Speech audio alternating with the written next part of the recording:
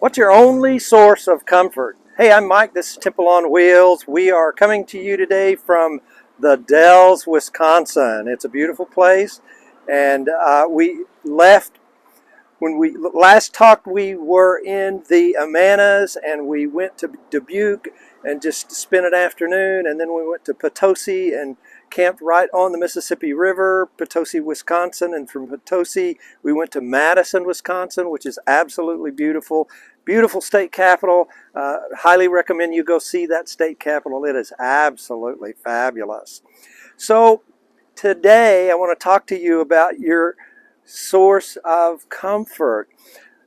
A few mornings ago I was doing my study and I read this devotional that said we're pretty good as Christians living out a prosperity theology, but once we get outside of that prosperity theology, we better really have some rock solid theology, because when adversity comes, we're not going to do well if we don't have our theology rock solid. Now, I read that and I thought, oh, okay, that's good. And then a couple of days later, God started throwing some adversity at me, some things that could have been schedule changers in our RV trip, and that along, just those two things, and I don't like that because it takes me out of my comfort zone.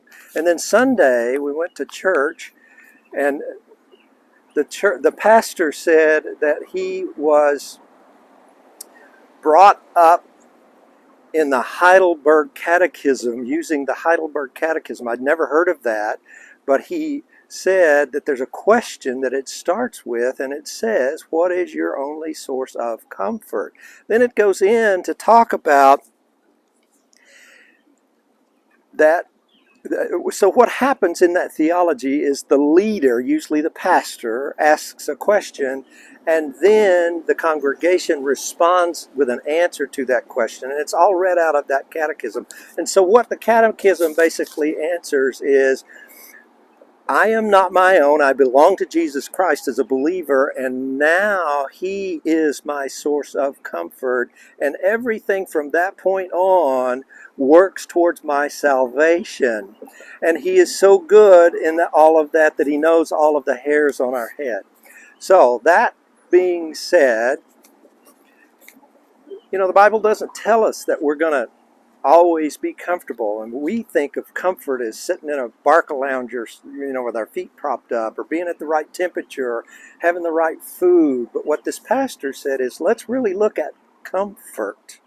Comfort, if you look at the word come, is with, and if you look at the word fort, it's a fortification. It's some stronghold of protection.